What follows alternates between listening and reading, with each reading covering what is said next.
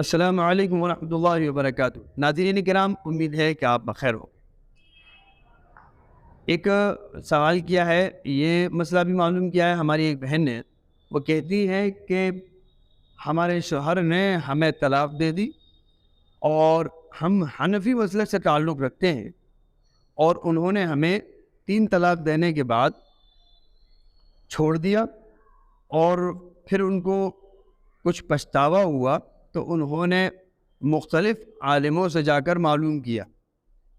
تو ایک عالم صاحب نے ان کو بتایا کہ آپ کی طلاق نہیں ہوئی، ایک طلاق ہوئی، اور وہ عالم صاحب اہل حدیث شمار ہوتے ہیں۔ یعنی اب میرے شوہر غیر مقلد ہو گئے ہیں، اہل حدیث ہو گئے ہیں۔ دیکھیے، یہ سوال جو ہے جو ٹوٹا پھوٹا سا آیا ہے، منشا آپ سمجھ گئے ہوں گے سوال کے ذریعے سے۔ آج کل یہ مسئلہ بھی بہت زیادہ عام ہو رہا ہے کہ دین کو مفاد پرستی کے لیے استعمال کرنا۔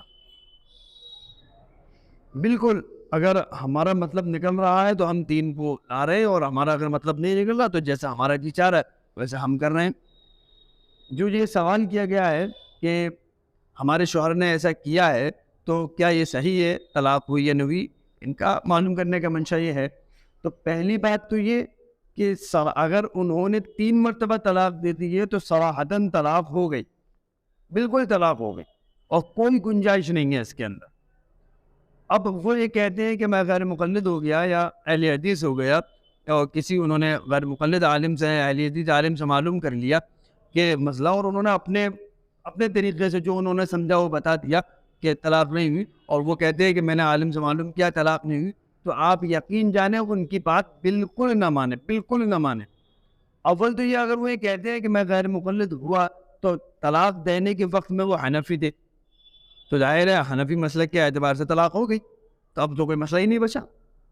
اب وہ چاہے کچھ ہو، غیر مقلد ہو یا کچھ اور ہو، وہ جانے، اللہ جانے، وہ جانے، وہ کچھ بھی ہو، لیکن وہ بات کا مسئلہ ہے، پہلے کا مسئلہ نہیں ہے۔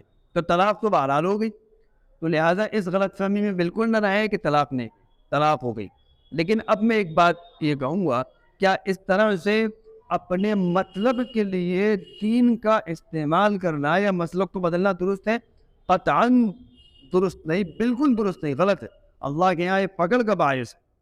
آدمی اگر کسی دلیل کی بنا پر، حجت کی بنا پر اتنا علم والا ہے، تو اگر کسی کی تقلید چھوڑ رہا ہے تو بات دوسری ہے، لیکن یہ تو مطلب پرستی کے لیے دین کا استعمال ہوگا، یہ تو بالکل غلط ہے، بالکل غلط ہے، اور آخرت میں اس کا بہت زیادہ گناہ ہوگا۔ اور میری اس بہن سے بھی گزارش ہے کہ بالکل ایسے شوہر کے پاس نہ جائے، بالکل علیحدگی اختیار کرے اس سے، اور ایسے شوہر کے پاس قدم جانے کی ضرورت نہیں ہے۔ اللہ آپ کو بہتر رشتہ عطا فرمائیں گے، اور آپ کا دوسرا بہتر نکاح ہوگا اس عدت کو پورا ہونے کے بعد۔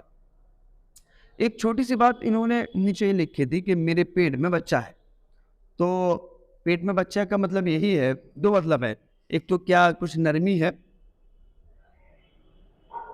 تو کچھ نرمی ہے، شاید اس طرف التفات ہو کہ شاید واپسی کا کوئی راستہ ہو، واپسی نہیں کرنی چاہیے۔